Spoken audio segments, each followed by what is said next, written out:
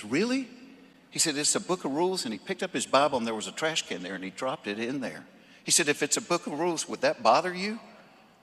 And one of the guys, the guy in the class that I was scared to death of, big, huge guy named Wayne, got up, walked over, and he pulled that thing out of the trash can, he wiped it off, and he said, don't ever do that again. I said, well, Wayne, if it's a book of rules, why does that bother you so much?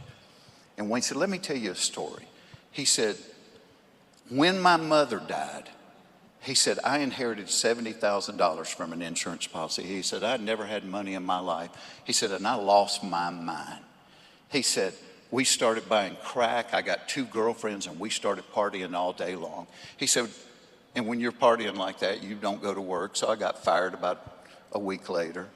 He said, but we didn't care. We had money and we were partying. And he said, 2 months later, I got evicted out of my apartment. He said, so I had my stuff in some suitcases and backpacks. He said, and we just moved to cheap hotels and we're partying day and night. He said, but as we're moving around, I'm losing my stuff piece by piece. And he said, the only thing that I had from my mother was a Bible that she gave me when I was a little kid. And on the front page, on the inside, she had written this love letter to me, telling me about how Jesus was the answer. He said, and as we're bouncing around, I realized I've lost the backpack that had that Bible in it.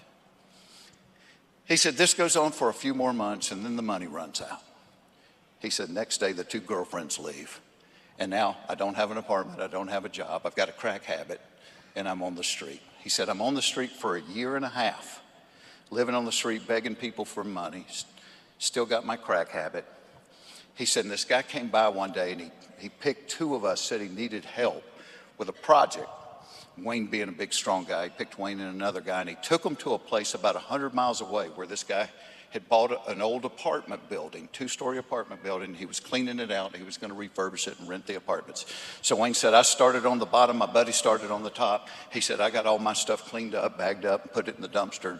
He said, and I went upstairs to help my buddy, and he was down to the last room. He said, but out in the hall, he had a pile of stuff in the corner. I'm like, dude, you want me to bag that stuff up? And the guy said, well, those are things I found that might be worth something if you want to look through it before we bag it up.